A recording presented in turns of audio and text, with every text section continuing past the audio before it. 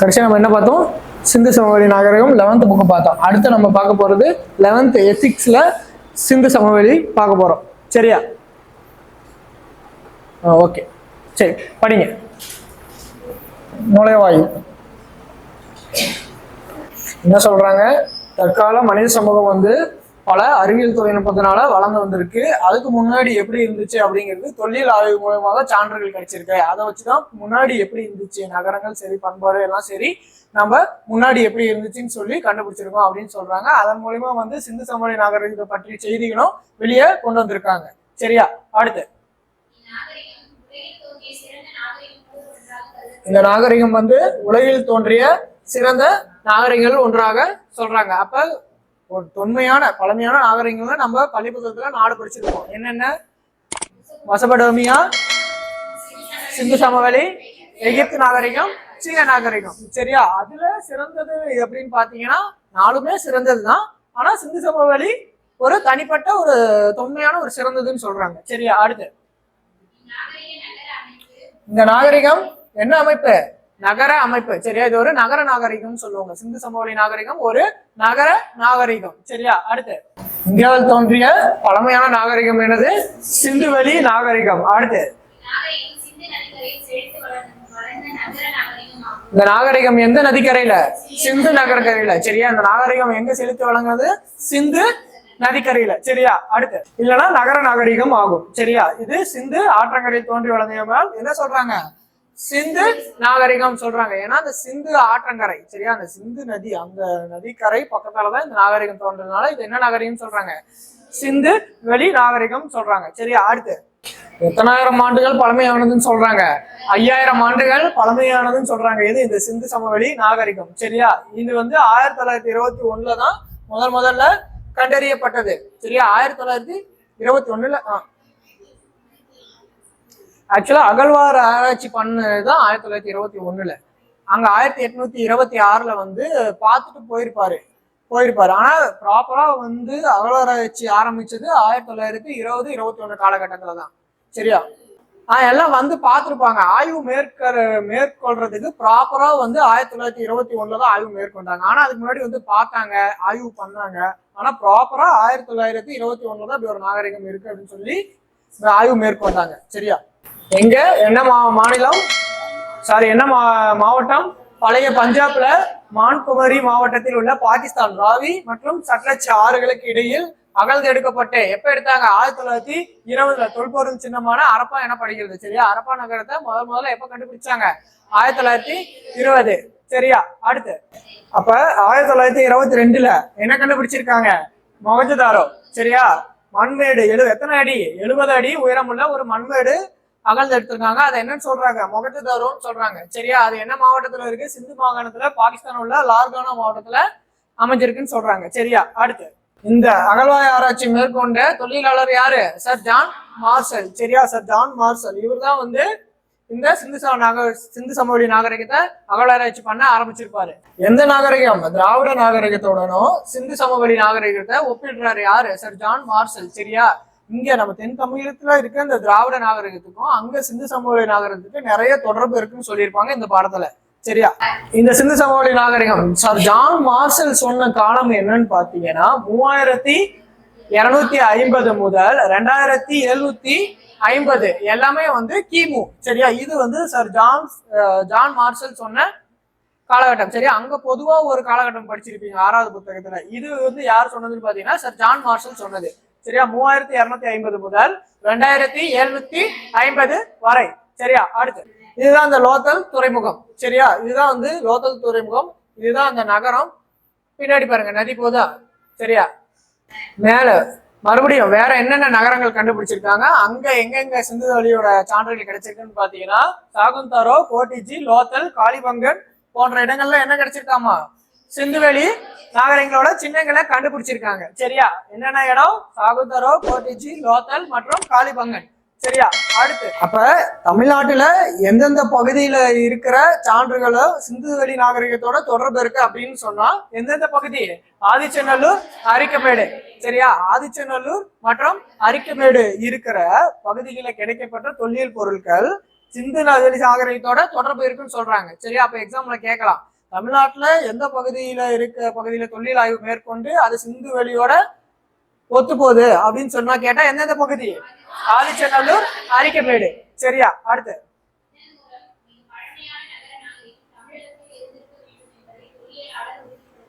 அப்ப என்ன சொல்றாங்க, தமிழ்நாட்டிலயும் மிக பழமையான ஒரு நகர நாகரிகம் இருக்கும் அப்படின்னு சொல்லி யாரு சொல்றாங்க?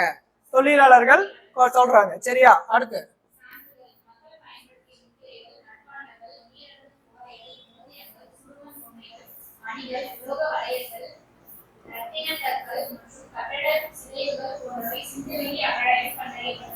இவங்க எது சான்றுகள்லாம் சொல்றாங்க சிந்துவெளி அகழ்வாயில? மக்கள் பயன்படுத்திய முத்திரைகள், மட்பாண்டங்கள், நீர் அருந்தும் குவளைகள், மோதிரங்கள், சுடுபொம்மைகள், மணிகள், உலோக வளையங்கள், ரத்தன கற்கள் மற்றும் கட்டட சிதைவுகள் இதெல்லாம் வந்து சிந்துவெளி நாகரிகத்தோட சான்றுகளா இவங்க சொல்றாங்க. சரியா? என்ன சொல்றாங்க, தமிழ்நாட்டுல தென்கோடி பகுதியில ஒரு சில இடங்களோட பெயர்களும் சிந்துவெளி பகுதியில ஒரு சில இடங்களோட பெயரும் ஒன்னா இருக்கு அப்படின்னு சொல்றாங்க. அங்க என்ன நம்ம பெயர்கள் பயன்படுத்திட்டு இருக்கோமோ அதை இங்கேயும் பயன்படுத்தி இருக்காங்க அப்படின்னு சொல்லி சொல்றாங்க. அது என்னென்ன பெயர்கள்னு பார்க்கலாமா? படிங்க. தமிழ்நாட்டின் ஆரணி, கொர்க்கை, மயிலம், மானூர், நாக்கல், தொண்டி, கண்டிகை போன்ற இடப்பெயர்கள் எங்க பயன்பாட்டுல இருக்கு? தற்போதுல பாகிஸ்தான்ல. அப்ப இந்த பெயர்கள்லாம் எங்க பயன்பாட்டுல இருக்கு? பாகிஸ்தான்ல. என்னென்ன பெயர்கள்? ஆரணி, கொர்க்கை, மயிலம், மானூர், நாக்கல், தொண்டி, கண்டிகை. இந்த இடமெல்லாம் வந்து எங்க பயன்பாட்டுல இருக்குன்னு கேட்டீங்கன்னா தமிழ்நாட்டிலயும் இருக்கு. இதே மாதிரி வேற எங்க பயன்பாட்டுல இருக்குன்னா பாகிஸ்தான்ல. சரியா? பாகிஸ்தான்ல. பின்னாடி அதுக்கப்புறம் ஆப்கானிஸ்தான்ல என்னென்ன பெயர்கள் பயன்படுத்திட்டு வராங்கன்னு இருக்கும். அடுத்து ஆலூர், ஆசூர், படூர், அப்புறம் இஞ்சூர், குந்தா, நாக்கல், தானூர், செஞ்சி போன்ற இடப்பெயர்கள் தற்போது எங்க பயன்படுத்திட்டு வராங்க? ஆப்கானிஸ்தான்ல. அப்ப பாகிஸ்தான்ல என்னென்ன பெயர்கள் பயன்படுத்திட்டு வராங்க? ஆரணி, கொர்க்கை, மயிலம், மானூர், நாக்கல், தொண்டி, கண்டிகை. சரியா? அப்ப என்ன பண்ற, எக்ஸாம்ல கேட்கலாம். சரியா? இதுல இருந்து ஒரு 3 பெயர்களை எடுத்து கொடுத்துட்டு இதுல இருந்து ஒரு பெயரை எடுத்து கொடுத்துட்டு இதுல வந்து தவறானது எதுன்னு சொல்லி கேட்கலாம். சரியா? அது எல்லாமே வந்து 3 பெயர்கள் பாகிஸ்தான்ல, இந்த 3 இதுல ஒண்ணு மட்டும் ஆப்கானிஸ்தான்ல. இப்படியும் கேள்விகள் கேட்கலாம். சரியா? அடுத்து அப்படி கேட்க மாட்டாங்க. 2 இதை வந்து என்னைக்குமே கேட்க மாட்டாங்க. 2 ஆப்ஷன் அப்படி கொடுக்க மாட்டாங்க. அப்ப நம்ம திராவிடம் மொத்தம் வட திராவிடம், நடு திராவிடம், தென் திராவிடம், 3 திராவிடம் இனக்குழுக்கள் இருக்குன்னு சொல்றாங்க. அதுல திராவிட மக்கள் இங்க கீழே இருந்த திராவிட மக்கள் மேல பஞ்சாப், சிந்து, பலுச்சிஸ்தான் இந்த பகுதியில வாழ்ந்ததற்கான சான்றுகள் இந்த ஊர் பெயர்களா சொல்றாங்க. சரியா? அடுத்து பலுச்சிஸ்தான்ல என்ன மொழி திராவிட மொழி பேசுறாங்க? ராகு. சரியா? இது என்ன திராவிடம்?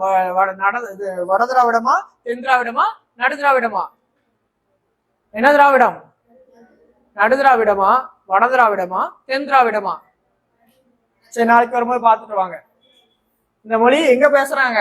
பலுச்சிஸ்தான்ல இன்னமும் பேசுறாங்க. சரியா? அடுத்து என்னென்ன தமிழ், பிராமி மற்றும் பட்டெழுத்து மற்றும் வரிவடிகளில் பொறிக்கப்பட்டுள்ள தொடக்க கால தமிழ் கல்வெட்டுகள் என்ன சொல்றாங்க? பல இடப்பெயர்கள் இன்றைய பாகிஸ்தான் மற்றும் ஆப்கானிஸ்தான், முன்னாடி பார்த்தோம்ல அந்த பெயர்கள் இன்று பாகிஸ்தான் மற்றும் ஆப்கானிஸ்தான்லயும் இருக்கணும். சர் ஜான் மார்ஷல் என்ன சொல்றாரு? சிந்துவெளி நாகரிகம், ஹரப்பா, இந்த மொஹஞ்சதாரோ இந்தியாவுல பல பகுதிகளோட தொடர்பு இருக்கு. இந்த சான்றுகள்லாம் வச்சு என்ன பண்றாரு? பல பகுதிகளோட தொடர்புல இருந்திருக்கலாம் அப்படின்னு சொன்னது யாரு? Sir John Marshall. என்னென்ன இன மக்கள் வாழ்ந்திருக்காங்க? திராவிடர்கள், மத்திய தரகடல் இனத்தவர், ஆஸ்ட்ரோலாய்டுகள் மற்றும் ஆல்பைன்கள், இவங்கெல்லாம் மங்கோலியர்கள். இவங்கெல்லாம் வந்து எங்க அந்த சிந்துவெளி பகுதியில வாழ்ந்ததா சொல்றாங்க. ஆனா அந்த சிந்து சமவெளி நாகரிகத்தை தோற்றுவிச்சது எந்த குடிமக்கள்னு சொல்லிட்டு இன்ன வரைக்கும் தெரியல. ஏன்னா அவங்க இருக்க அந்த எழுத்துக்களும் சரி, அவங்களோட குறியீடுகளும் சரி நம்மளால பொருள் கண்டுபிடிக்க முடியல. ஸோ அதனால அதுக்கான விளக்கமும் நம்மளுக்கு இன்னும் தெரியல. யார் யாரு சொல்றாங்க? இவங்க வந்து திராவிடர்களாக தான் இருக்கணும் அப்படின்னு சொல்லி யார் சொல்றாங்க? Sir John Marshall, RD. Banerjee, அப்புறம் ஹீராஸ் பாரதியார் போன்றவர்கள் என்ன சொல்றாங்க? இவங்களோட இவங்களோட கருத்து என்ன சொல்றாங்கன்னா, இவங்க வந்து திராவிடர்களா தான் இருக்கணும் அப்படின்னு சொல்லி இவங்க 3 பேரும் இவங்க கருத்தை வைக்கிறாங்க. சிந்துவெளியில பேசப்பட்ட மொழி என்னங்கிறாங்க? தமிழும் சொல்றாங்க. சரியா? இந்த 3 பேரும் சிந்து சமவெளியில பேசப்படும் மொழி தமிழா இருக்கலாம் அப்படின்னு சொல்லியும் சொல்றாங்க. சரியா? அடுத்து சார், பண்டைய காலத்துல தமிழ்நாட்டுக்கு வந்து யவனர்கள்னா யாரு? இது ஒரு எக்ஸாம்ல கேட்டிருக்காங்க. சரியா? யவனர்கள்னா யாரு? கிரேக்கர்களை நம்ம என்னன்னு சொல்லுவோம்? யவனர்கள்னு சொல்லுவோம். சரியா? புரியல? ரோமானியர், யவனர்கள், இது கிரேக்கர்கள், இவங்க எல்லாமே நம்ம யவனர்கள் தான் சொல்லுவோம். திரிமிலிகே என்று அழைத்தனர். எந்த தமிழ்நாட்டை இவங்க என்னன்னு சொல்லியிருக்காங்க? திரிமிலிகே என்று சொல்லி அழைச்சிருக்காங்க. அப்புறம் காஞ்சி ஆட்சி செய்த நந்தி வர்ம பல்லவன் தமிழ் அரசர்களை என்ன சொல்றாராம்? திராவிட மன்னர்கள். சரியா? அப்ப திராவிட மன்னர்கள் சொன்னது யாருன்னு கேட்டால் நந்திவர்ம பல்லவன். சரியா? காஞ்சி ஆட்சி சேர்ந்த நந்திவர்மன் பல்லவன் என்ன பண்றான்னா தமிழ் அரசர்களை திராவிட மன்னர்கள்னு சொல்றான். சரியா? அதே மாதிரி குமார கம்பண்ணாவோட மனைவி யாரு? கங்கா தேவி. சரியா? அவங்க ஒரு புத்தகம் எழுதியிருக்காங்க. என்ன புத்தகம்? மதுரா விஜயம். சரியா? அந்த குமார கம்பண்ணா மதுரை மீது படையெடுத்துட்டு வந்திருப்பாரு. சரியா? அந்த படையெடுப்பை பற்றி ஒரு புத்தகம் எழுதியிருப்பாங்க. யாரு? கங்கா தேவி. சரியா? அந்த புத்தகத்துல தமிழ்நாட்டை என்னன்னு சொல்லியிருப்பாங்கன்னு பாத்தீங்கன்னா திராவிட தேசம், அங்க இருக்க மன்னர்களை தமிழ ராஜாக்கள்னு சொல்லியிருப்பாங்க. சரியா? அப்ப குமார கம்பண்ணா, இந்த மதுரா விஜயம் எழுதுற கங்கா தேவி, இவங்க எல்லாம் எந்த இதை சேர்ந்தவங்க? விஜயநகர பேரரசு சேர்ந்தவங்க. சரியா? அப்புறம் இந்த குமார கம்பண்ணாவோட அப்பா பெயர் என்ன? யாருடைய மகன் குமார கம்பண்ணா? அந்த மதுரா விஜயம் என்ன மொழியில எழுதுனாங்க? சமஸ்கிருதமா தெலுங்கா? என்ன மொழி? சமஸ்கிருதம். அப்ப அந்த குமார கம்பண்ணாவோட அப்பா பெயர் யாரு? குமார கம்பண்ணா யாருடைய மகன்? ஹரிஹரர் 1 2 3 ஹரிஹரர் 2 3 1 யாரு? சரி, நாளைக்கு வரும்போது அதை பார்த்துட்டு வாங்க. சரியா? அப்ப மதுரா விஜயங்கிற அந்த நூலை எழுதுந்து யாரு? கங்கா தேவி. சரியா? அப்ப மதுரா விஜயங்கிற அந்த நூலை எழுதுந்து கங்கா தேவி. அந்த கங்கா தேவி அந்த மதுரா விஜய் நூல்ல எதை பற்றி சொல்லுது? மதுரை மீது படையெடுத்துட்டு வந்ததை பத்தி சொல்லுது. யாரு படையெடுத்துட்டு வந்தா? குமார கம்பண்ணா. சரியா? ஓகே. அதுல என்ன சொல்றாங்க? தமிழ்நாட்டை என்ன சொல்றாங்க? திராவிட தேசம். அப்புறம் தமிழ் மன்னர்கள் என்ன சொல்றாங்க? தமிழ ராஜாக்கள்னு சொல்லி சொல்றாங்க. அடுத்து தமிழ என்னன்னு சொல்றாங்க? தமிழா திராவிடா திராவிடா என்ற சொல்லு வந்துள்ளன்னு சொல்லி ஒரு சில பேர் குறிப்பிடுறாங்க. சிந்து சமவெளி பிற்காலத்துல 1940 சார் மார்ட்டிமர் வீலருங்கிற இந்த சிந்து சமவெளி நாகரிகத்தை அகழ்வாராய்ச்சி பண்ணியிருப்பாரு. ஒரு சில அறிவியல் தொழில்நுட்பங்களை பயன்படுத்தி இது ஒரு நகர நாகரிகம் அப்படின்னு சொல்லியிருக்காரு. யாரு? Sir Mortimer Wheeler. இது ஆரியர்கள், நம்ம இந்தியாவுக்கு ஆரியர்கள் வர்றதுக்கு முன்னாடியே என்ன பண்ணிருக்கணும்? இருந்திருக்க அந்த நகர அமைப்பு, அந்த பண்பாடு அப்படின்னு சொல்றாரு. அப்ப சிந்து சமவெளி நாகரிகம் ஆரிய நாகரிகத்துக்கு முன்பே வளர்ச்சி அடைந்த ஒரு நகர நாகரிகம் சொல்றாரு. சரியா? அடுத்து அதுல ஒண்ணும் இல்ல பெருசா. கீழடி இந்திய தொழில் நிறுவனத்தால ஆய்வு செய்யப்படுற ஒரு இடம் சொல்றாங்க. சரியா? அது என்ன மாவட்டத்துல இருக்குன்னு பாத்தீங்கன்னா தமிழ்நாட்டுல மதுரைக்கு தென்கிழக்குல ஒரு 12 கிலோமீட்டர் தொலைவுல சிவகங்கை மாவட்டத்துல இருக்கு. சரியா? கீழடி எங்க இருக்கு? சிவகங்கை மாவட்டம். சரியா? அடுத்து ஆதிச்சநல்லூர் தொல்லியல் களத்துக்கு அடுத்து இந்திய தொழில் ஆய்வு நிறுவனத்தால் செய்யப்பட்ட பெரிய அளவிலான இடம் கீழடி தான். சரியா? அப்ப ஆதிச்சநல்லூருக்கு அப்புறம் தமிழ்நாட்டுல பெரிய இடம் எதுன்னு பாத்தீங்கன்னா அகழ்வாய்வு பண்ண இடம் கீழடி தான். சரியா? இது எப்ப அகழ்வாய்வு பண்ண ஆரம்பிச்சாங்கன்னு பார்த்துட்டு வாங்க. சரியா? இது எங்க இருக்கு? சிவகங்கை மாவட்டத்துல. சரியா? மதுரைக்கு தென்கிழக்குல ஒரு 12 கிலோமீட்டர் தொலைவுல சிவகங்கை மாவட்டத்துல அமைஞ்சிருக்கு. அப்ப ஆதிச்சநல்லூர் எங்க இருக்கு? தூத்துக்குடியில. சரியா? ஆதிச்சநல்லூர் எங்க இருக்கு? தூத்துக்குடியில. சிந்துவெளியில என்ன சொல்றாங்க? மைய அரசு.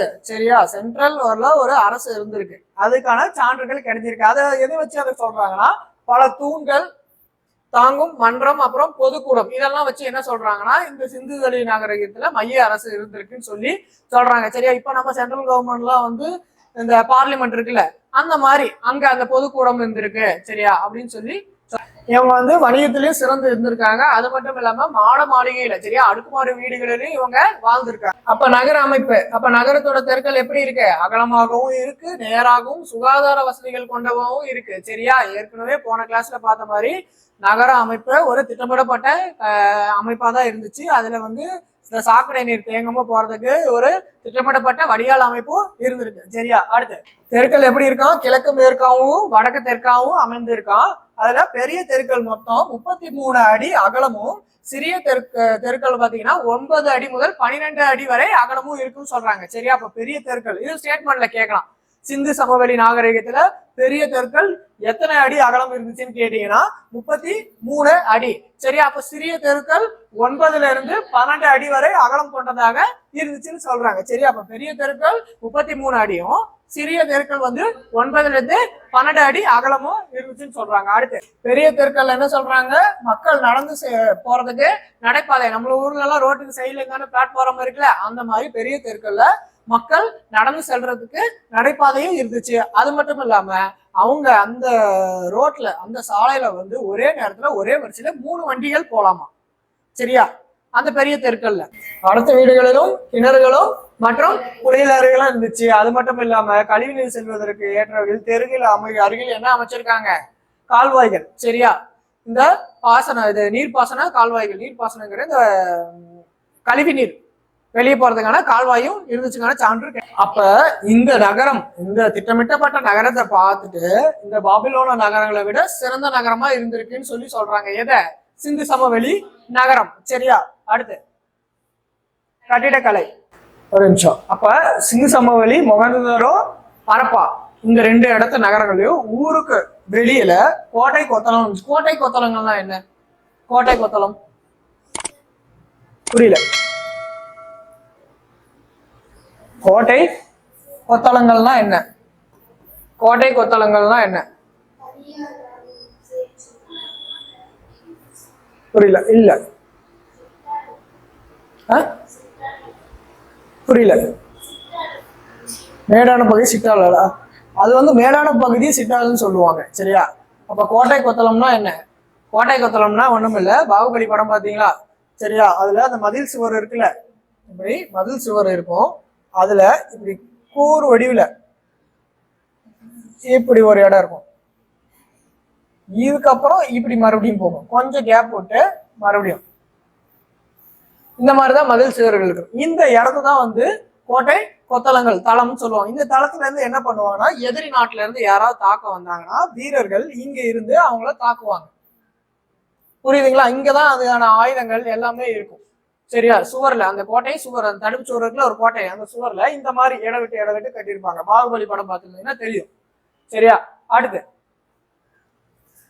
அங்க வேற என்ன இருக்கு? கோட்டை உள்ள மன்னர் வந்து மன்னர் மாளிகை இருக்கு. அது மட்டும் இல்லாம பெரிய நீராடு குளங்களும் அப்புறம் நெற்களஞ்சியமும். சரியா, அப்புறம் மேடான சாலைகளும் இருந்தன. அடுத்து மேற்கு திசையில மேடான பகுதி கோட்டையும் கிழக்கு திசையில குடியிருப்பு பகுதி அமைந்திருக்குன்னு சொல்றாங்க. சரியா, அப்ப மேடான பகுதியில என்ன இருந்திருக்கு? கோட்டைகள். சரியா, மேடான பகுதி எங்க? அதுவும் மேற்கு திசையில மேடான பகுதியில கோட்டையும் கிழக்கு திசையில குடியிருப்பு அமைஞ்சிருக்கு. சரியா, அடுத்து ஒவ்வொரு வீடும் எப்படி இருந்திருக்கு? பல அடுக்கு மாடிகளா தான் இருந்துச்சு. ஒவ்வொரு வீட்லயும் 2 அடுக்கு மாடி வீடா தான் இருந்திருக்குன்னு சொல்லி சான்றுகளும் கிடைச்சிருக்கு. அடுத்து கட்டடம் கட்டுறதுக்கு என்ன செங்கற்கள் பயன்படுத்துறாங்க? சுட்ட செங்கற்கள். கிணற்று சுவர், சாக்கடை சுவர் போன்ற வளைந்த சுவர்களை கட்டுவதற்கு சிந்து சமவெளி மக்கள் என்ன செங்கற்களை பயன்படுத்திருக்காங்கன்னா ஆப்பு வடிவ செங்கற்கள். ஆப்பு வடிவ செங்கற்கள்னா என்னன்னு பாத்துருக்கீங்களா?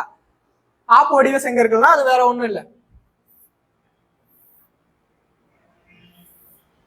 இதுதான் ஆப்பு வடிவ செங்கற்கள். சரியா, இதுதான் ஆப்பு வடிவ செங்கற்கள். இது எதுக்கு பயன்படுத்திருக்காங்க? கிணற்று சுவர்களுக்கும் சாக்கடை சுவருக்கும் அந்த வளைந்த சுவர்களை கட்டுவதற்கும் என்ன பயன்படுத்திருக்காங்கன்னா ஆப்பு வடிவம். இது ஒரு ஆப்பு மாதிரி இருக்கா? ஆப்பு பார்த்ததுல மரத்தை பழக்கிறதுக்கு ஆப்பு பயன்படுத்துவாங்களே, அந்த மாதிரி ஆப்பு வடிவ செங்கற்களை பயன்படுத்தியிருக்காங்க. எதுக்கு? கிணற்று சுவர்களை கட்டுறதுக்கும் சாக்கடை சுவர்களை கட்டுறதுக்கும் அப்புறம் வளைந்த சுவர்களை கட்டுறதுக்கும். சரி, அப்படி நேரா இருக்க சுவரை வச்சு கட்ட முடியாது, அதனால இந்த ஆப்பு வடிவ சுவர்களை செங்கற்களை பயன்படுத்தியிருக்காங்க. அடுத்து சுவர்களை செங்கற்களை இணைக்கிறதுக்கு என்ன பயன்படுத்திருக்காங்க? ஒரு வகை சாந்த பயன்படுத்திருக்காங்க. 6th பள்ளி புத்தகத்துல நம்ம என்ன பார்த்தோம்? ஒரு இயற்கை தாறு. சரி, அது வந்து நீர் கசியாம இருக்கிறதுக்கு. என்ன சொல்றாங்க? பண்டைய தமிழ் மக்கள் பயன்படுத்திய செங்கற்களோட அளவும் சிந்து சமவெளி நாகரிகத்துல பயன்படுத்திய செங்கற்களோட அளவும் ஒரே மாதிரிதான் இருக்கு, எந்த ஒரு வேறுபாடுமே இல்லைன்னு சொல்லி தமிழ்நாட்டுக்கும் சிந்து சமவெளி நாகரிகத்துக்கும் இருக்க தொடர்பை சொல்றாங்க. அப்ப பொது குளியல் குளம் எங்க கண்டுபிடிச்சிருக்காங்க? மொகஞ்சதாரோல. சரியா, பொது குளியல் குளம் எங்க கண்டுபிடிச்சிருக்காங்க? மொகஞ்சதாரோ. சரி, ஹரப்பால என்ன கண்டுபிடிச்சாங்க? தானிய களஞ்சியம். அப்ப அந்த குளத்துல இருந்து தண்ணீரை வெளியேற்றுறதுக்கும் உள்ள கொண்டு வர்றதுக்கும் செங்கற்களால கட்டப்பட்ட நீர்ப்பாதையும் இருந்திருக்குன்னு சொல்றாங்க. சரியா, குளத்துல இருக்க அந்த தரைகள் நீரை உறிஞ்சாம இருக்கிறதுக்கு ஒரு பசையை பயன்படுத்தியிருக்காங்க. என்ன பசைனா நீலக்கீல் அப்படிங்கிற ஒரு வகையான பசையை பயன்படுத்தியிருக்காங்க. சரியா, இது வந்து 6வது புத்தகத்திலயும் இல்ல, 9வது புத்தகத்திலயும் இல்ல, 11th வரலாறு புத்தகத்திலயும் இல்ல. சரியா, அங்க வந்து ஒரு இயற்கை தாரை தான் பயன்படுத்திருக்காங்கன்னு சொல்லியிருக்காங்க. ஆனா அது வந்து என்ன பசைனா நீலக்கீல் அப்படிங்கிற ஒரு வகையான பசைய பயன்படுத்தியிருக்காங்கன்னு சொல்லி சொல்றாங்க. அப்ப குளத்தோட மேல் ஓரங்கள்ல மக்கள் வந்து குளிச்சதுக்கு பின்னாடி உடை மாற்றுறதுக்கு என்ன இருக்கு? அறைகளும் இருந்திருக்கு. சரியா, இதுதான் அந்த பெரிய குளம். சரியா, நீச்சல் குளம். இந்த ஓரங்கள்ல அறைகளும் இருந்திருக்கு. அடுத்து குளத்தை சுத்தி 4 பக்கங்களும் என்ன இருக்கு, படிக்கட்டுகள் இருந்திருக்கு. நீச்சல் குளத்தோட தென்மேற்கு மூலையில நீராவி பயன்பாட்டுக்கு வசதி பயன்படுத்திருக்காங்க. சரியா, நீராவி பயன்பாடுனா என்ன, இந்த சுடுதண்ணீர். சரியா, இந்த மாதிரி சுடுதண்ணீர் இந்த பயன்பாட்டிற்கும் என்ன பண்ணிருக்காங்க, வசதி இருந்திருக்குன்னு சொல்லி சொல்றாங்க. சரியா, நீச்சல் குளத்துல தென்மேற்கு பகுதியில. சரியா, ஸ்கூல் புக்ல வந்து 2 சைடு மட்டும் தான் கொடுத்துருப்பாங்க. லோயர் ஸ்டாண்டர்ட்ல 3 பக்கமும் 4 பக்கமும் கொடுத்துருப்பாங்க. இங்க 4 பக்கம் கொடுத்துருக்காங்க. சரியா, எக்ஸாம் பாயிண்ட் ஆஃப் வியூல கொஸ்டினை படிச்சு பார்த்துட்டு எது ஆன்சரோ அதை போடுது. சிந்துவெளி மக்களோட முக்கிய தொழிலா என்ன சொல்றாங்க, வேளாண்மை இருந்தது. சரியா, இன்னொன்னு கைவினை பொருட்கள். சிந்துவெளி மக்களோட முக்கிய தொழிலா என்ன இருந்துச்சு, வேளாண்மை, இன்னொன்னு கைவினை பொருட்கள். அடுத்து இவங்க வந்து எதிர்காலத்தை முன்னிட்டு உணவுப் பொருட்களை சேமிச்சு வச்சுக்கிறாங்க. சரியா, அதுக்காக ஒரு தானிய களஞ்சியம்னு ஒண்ணு கட்டி வச்சிருக்காங்க. அதுக்கான சான்றுகள் எங்க கிடைச்சிருக்குன்னு பாத்தீங்கன்னா ஹரப்பாவில. சரியா, தானிய களஞ்சியத்தை இருந்ததுக்கான சான்று எங்க கிடைச்சிருக்கு, ஹரப்பாவில. இதோட அடி எவ்வளோ, 168 அடி நீளம். பக்கத்தால எடுத்து எழுதி வச்சுக்கணும். தானிய களஞ்சியத்தோட நீளம் எவ்வளோன்னு கேட்டீங்கன்னா 168 அடி நீளமும் 135 அடி அகலமும். சரியா, 135 அடி அகலமும். இதோட உயரம் பாத்தீங்கன்னா 52 அடி உயரமும் 9 அடி கனமும். 9 அடி கனம்னா என்ன, 9 அடி 9 அடி இந்த கனம் இருக்குல்ல, இதோட 9 அடி கனமும் இருக்குன்னு சொல்றாங்க. சரியா, அப்ப நீளம் எவ்வளவுன்னு பாத்தீங்கன்னா 168 அடி நீளமும், அதோட அகலம் பாத்தீங்கன்னா 135 அடி அகலமும், அதோட சுவர்கள் பாத்தீங்கன்னா உயரம் 52 அடியும். எதோட இது, தானிய களஞ்சியத்தோட. இதோட கனம் பாத்தீங்கன்னா 9 அடி கனமும் உடையதுன்னு சொல்றாங்க. அடுத்து இது எத்தனை வரிசையா கட்டியிருக்காங்க, 2 வரிசையா கட்டியிருக்காங்க. அடுத்து வரிசைகளுக்கு இடையே எவ்வளவு தூரம், 23 அடி. சரியா, 2 வரிசையில் தானிய களஞ்சியத்தை 2 வரிசைகளா கட்டியிருக்காங்க. ஒரு வரிசைக்கும் எவ்வளவு தூரம்னு பாத்தீங்கன்னா 23 அடி. 6 மண்டபங்கள். ஒவ்வொரு வரிசையிலும் எத்தனை மண்டபங்கள், 6 மண்டபங்கள் இருந்தது. ஒவ்வொரு மண்டபத்திலும் 3 பெருஞ்சுவர்கள், அதில் 4 அறைகள். சரியா, அப்ப 2 வரிசையா கட்டியிருக்காங்க. அதுல 6 மண்டபமா இருந்திருக்கு. 6 மண்டபத்துல 3 பெருஞ்சுவர்களா இருக்கு. அதுல ஒவ்வொரு சுவர்களையும் 4 அறைகளா இருந்திருக்கு. எதுக்கு, தானியத்தை சேமிச்சு வைக்கிறதுக்கு. அப்ப இந்த தானிய களஞ்சியத்தோட அந்த மண்டபத்தோட தரைப்பகுதி எதனால அமைச்சிருக்காங்க, மரப்பலகையால அமைச்சிருக்காங்க. என்ன மட்டும் சேமிச்சு வச்சிருக்காங்க, உணவு தானியங்கள் மட்டும். சரியா, இதுதான் அந்த தானிய களஞ்சியம். சரியா, ஒரு வரிசையா 2 வரிசையா இருக்கா, 1 1 2 3 6 மண்டபங்கள். இவர்கள் என்ன பயன்படுத்துறாங்க, அழகு சாதன பொருட்களும் பயன்படுத்தியிருக்காங்க. அதுக்கான சான்றுகளும் கிடைச்சிருக்குன்னு சொல்றாங்க. அதுக்கான சான்றுகள் என்னன்னு பார்க்கலாமா, வெண்கலத்தால் ஆன முகம் பார்க்கும் கண்ணாடி. சரியா, அப்புறம் தந்தத்தால் செய்யப்பட்ட சீப்பு. இதெல்லாம் என்னன்னு சொல்றாங்க, அழகு சாதன பொருட்களா கிடைச்சிருக்கு. இவங்க வந்து அழகு சாதன பொருட்களை பயன்படுத்துறதுக்கான சான்றுகளா இதை சொல்றாங்க. என்னென்ன, வெண்கலத்தால் ஆன முகம் பார்க்கும் கண்ணாடி, அது மட்டும் இல்லாம தந்தத்தால் செய்யப்பட்ட சீப்பு. சரியா, அடுத்து மேலும் இந்த பெண்கள் என்னென்ன அணிஞ்சிருக்காங்க, காதணி, கைவலிகள், மோதிரம், அப்புறம் காலில் காப்பு, கழுத்தில் அட்டிகை, கழுத்து மணிகள் போன்ற அணிகளும் அணிஞ்சிருக்காங்கிற சான்று கிடைச்சிருக்கு. எங்க, சிந்து சமவெளி நாகரிகத்துல. இந்த அணிகலன்லாம் என்னென்ன உலோகங்களால செஞ்சிருக்காங்கன்னு பாத்தீங்கன்னா தங்கம், வெள்ளி, செம்பு, வெண்கலம் போன்ற உலோகங்களால் செய்யப்பட்டு இருந்துச்சு. சரியா, அது மட்டும் இல்லாம சிந்து வழி கொடுத்த அணிகள் மிக பழமையான இது ஒண்ணும் இல்லை, அவ்வளவுதான். சிந்து சமவெளி மக்கள் ஒரு நகர வாழ்க்கையை வாழ்ந்திருக்காங்க. நகரத்துல அரசனும் அதிகாரிகளும் பல வகை தொழில் செய்யறவங்களும் இருந்திருக்கான்னு சொல்லி சான்றுகள் கிடைச்சிருக்கு. அது மட்டும் இல்லாம கோதுமை, பார்லி, அப்புறம் பேரிச்சம்பழம், பால், இறைச்சி வகைகள் மக்கள் உண்டனர். அடுத்து நீர்வளம் மிக்கும் சிந்துவெளி தானிய வகைகள், பட்டாணி முதலிய பருப்பு வகைகளை பயன்படுத்தியிருக்காங்க. என்னென்ன பருப்பு வகைகள் பாத்தீங்கன்னா பட்டாணி. சரியா, தானிய வகைகள் மற்றும் பட்டாணி வகை பருப்பு வகைகளை சேர்ந்ததை பயன்படுத்தியிருக்காங்கன்னு சொல்லி சான்றுகள் கிடைச்சிருக்கு. அடுத்து முலாம்பழம் முதலிய பல வகைகள் கிடைச்சிருக்கு. சரியா, அப்ப எக்ஸாம்பிள் கேட்கலாம், என்ன வகை பழங்கள் சிந்து சமவெளி நிலத்துல கிடைச்சிருக்குன்னு கேட்டா முலாம்பழம். சரியா, முலாம்பழம் கிடைச்சிருக்கு. அடுத்து ஆடைக்கேற்ற பருத்தி வகைகளும். சரியா, அப்ப அவங்க பருத்தியும் பயிரிட்டு இருக்காங்க. யாரு, சிந்து சமவெளி மக்கள். அடுத்து அப்ப ஆடு, மாடு, பன்றி, அப்புறம் ஆமை, மீன் முதலிய அவர்களுக்கு கிடைச்சிருக்கு. சரியா, உணவா உண்றதுக்கும் சரி வளர்க்க அப்ப பதப்படுத்தும் அந்த முறையும் அவங்களுக்கு தெரிஞ்சிருக்கு. யாருக்கு? சிந்து சமவெளி நாகரிக மக்களுக்கு பதப்படுத்தும் அந்த முறையும் தெரிஞ்சிருக்கு. அப்ப இவங்களோட உணவு வகைகளை எப்படி எப்படி அறிகிறாங்க? இங்க கிடைச்சிருக்க மாவரைக்கும் எந்திரம், அப்புறம் அம்மி, ஆட்டுக்கல், உரல், எண்ணெய் சட்டி, இட்லி சட்டி, சரி. அப்ப இவங்க இட்லி சாப்பிட்றதுக்கான சான்றுகளும் இருந்திருக்கு. அதுக்கப்புறம் மாவு அரைக்கும் எந்திரங்கள், சரி, அவங்க மாவு வச்சு தோசை இட்லி சாப்பிட்டுருக்கலாம். அதுக்கப்புறம் அம்மி, ஆட்டுக்கல், இது எல்லாமே கிடைச்சிருக்கு. சரி, இதை வச்சு இவங்களோட உணவு முறைகள், உணவு வகைகள் எப்படி இருக்குன்னு சொல்லி சொல்றாங்க. என்னென்ன? மரப்பலகை, மண் சிப்பி, அப்புறம் வெண்கல கிண்ணி, இதெல்லாம் எதுக்குன்னா சாப்பிட்றதுக்கு பயன்படுத்திருக்காங்க. சரியா, நம்ம வீட்டுல சில்வர் தட்டு இருக்கும்ல, அந்த மாதிரி இவங்க வந்து மரப்பலகை, அப்புறம் மண் சிப்பி, வெண்கல கிண்ணி, இதெல்லாம் எதுக்கு பயன்படுத்தியிருக்காங்க? சாப்பிடுறது. என்ன வகை ஆடைகள் அணிஞ்சிருக்காங்க? பருத்தி, கம்பளி, நார்பட்டைகள். சரியா, ஆனா நம்ம 6th புக்ல படிக்கும் போது பருத்தி, கம்பளி தான் படிச்சிருப்போம், இந்த நார்பட்டு படிச்சிருக்க மாட்டோம். சரியா, அப்ப இவங்க என்னென்ன வகை ஆடைகள் அணிஞ்சிருக்காங்கன்னு பாத்தீங்கன்னா பருத்தி, கம்பளி, நார்பட்டை, இதனால செய்யப்பட்ட ஆடைகளை அணிஞ்சிருக்காங்க. மேலாடை, பேண்ட் ஷர்ட்னு சொல்லிட்டு மேலாடை கீழாடை எல்லாமே முழு ஆடையா தான் அணிஞ்சிருக்காங்க. சரியா, வெறும் பேண்ட்டை மட்டும் போட்டுட்டு போகல. பருத்தி ஆடைகள் பெரும்பாலும் வண்ணங்களும் உடனும், அதுல பூ வேலையோடும். சரியா, கலர்லயும் இருக்கு, அதுல வந்து பூக்கள் டிசைன், இப்ப நம்ம போட்டிருக்க ட்ரெஸ்ல இருக்கு அந்த மாதிரி பூக்களுடைய டிசைன்ல இருந்திருக்குன்னு சொல்லி சொல்றாங்க. அப்ப கம்பளி ஆடைகள் வந்து என்ன எப்படி இருந்துச்சாமா? தடித்து. ஏன்னா கம்பளியே நம்ம வீட்டுல வந்து குளிர்காலத்தை தான் பயன்படுத்துவோம். அப்ப அது எப்படி இருந்திருக்கும்? ரொம்ப தடித்தும். நார் பட்டாடை எப்படி இருக்குன்னா உடலோட ஒட்டியும் ஒளி ஒளி வந்து ஊடுருவி போற மாதிரி இருந்திருக்கு. கழுத்து பட்டைனா இந்த காலர் இருக்குல்ல, இந்த காலரோட இருக்க சட்டையும் பொத்தான், இந்த பட்டன்ஸ் இருக்குல்ல, பட்டன்ல இருக்க சட்டைகளையும் இவங்க அணிந்திருக்கிறதுக்கான சான்றுகளும் கிடைச்சிருக்கு. அடுத்து யார போல? மங்கோரியர்கள் போல தலையில முண்டாசு கட்டி இருந்திருக்காங்க. சரியா, தலையில முண்டாசு கட்டி தலைப்பாக இருந்திருக்குன்னு சொல்றாங்க. ஆண் பெண் இருபாலருமே. சரியா, ஸ்டேட்மெண்ட்ல டக்குன்னு கேட்கலாம், ஆண்கள் மட்டும் முண்டாசு கட்டி இருக்காங்க அப்படின்னு சொல்லி கொடுத்தா ஸ்டேட்மெண்ட் தப்பு. பெண்களும் முண்டாசு கட்டி இருந்திருக்காங்க. சரியா, அந்த தலைப்பாகை. அடுத்து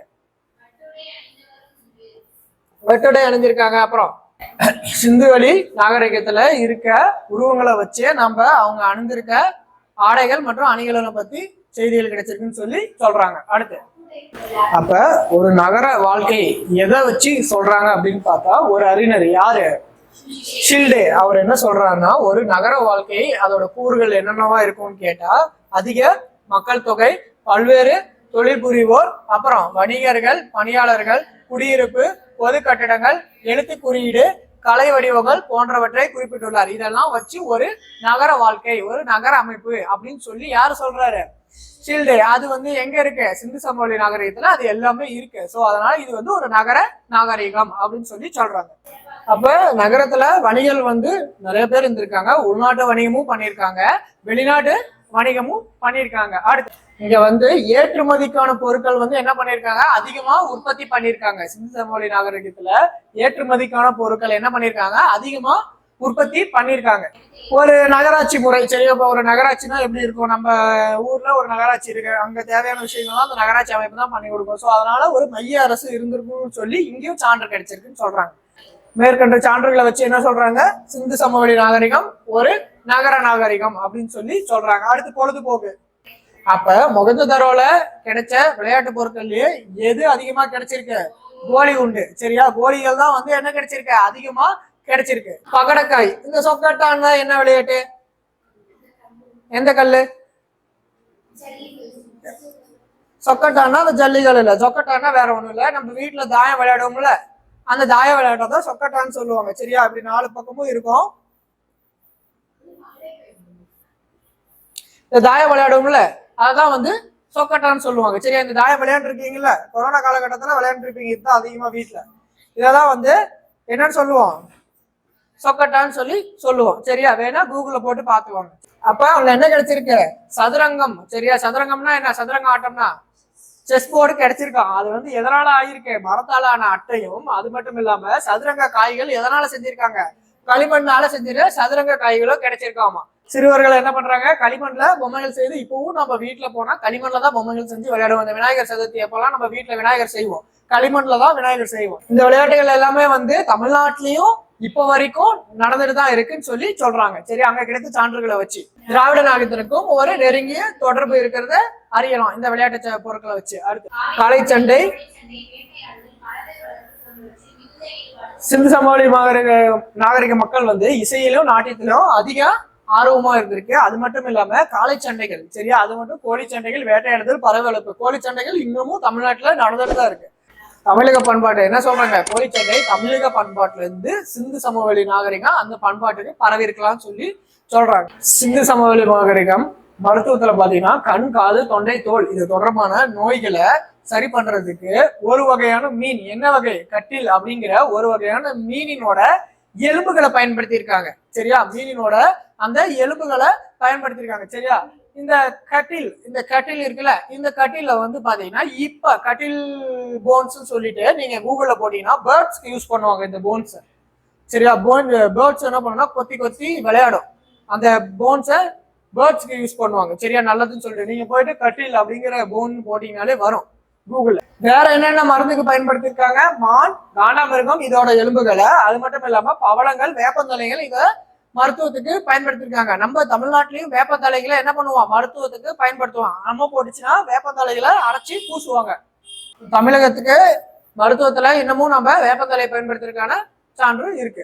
அப்ப சிந்து சமவெளி மக்கள் இறந்தவர்களை அடக்கம் செய்யறதுக்கு எத்தனை வழிமுறைகள் இருந்திருக்கு, 3 வகையான வழிமுறைகள். சரியா, தெளிவா பாத்துக்கோங்க. எக்ஸாம்பிள் சிந்து சமவெளி மக்கள் இறந்தவர்களை அடக்கம் செய்யறதுக்கு எத்தனை வழிமுறைகள் இருந்திருக்குன்னு கேட்டீங்கன்னா 3 வகையான வழிமுறைகள் இருந்திருக்கு. அதுல என்னென்ன,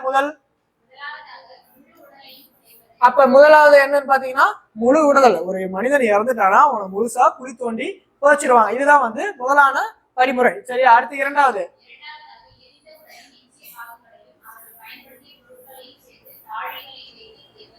என்னது, அந்த எரிஞ்ச கொண்டு போய் எரிக்கிறாங்கல்ல, அந்த எரிஞ்ச உடல்கள்ல மிச்சமான பாகங்கள் இருக்கும்ல, அந்த எலும்பு இந்த துண்டுகள்லாம் ஒரு தாலியில போட்டு அவங்க பயன்படுத்திய பொருட்களையும் அந்த தாலியில போட்டு புதைக்கிறது. இது வந்து 2வது வழிமுறை. சரி, அப்ப முதல் வழிமுறை என்னன்னு பாத்தீங்கன்னா முழுவதமாக அவங்களோட உடல்களை எரிக்கிறது.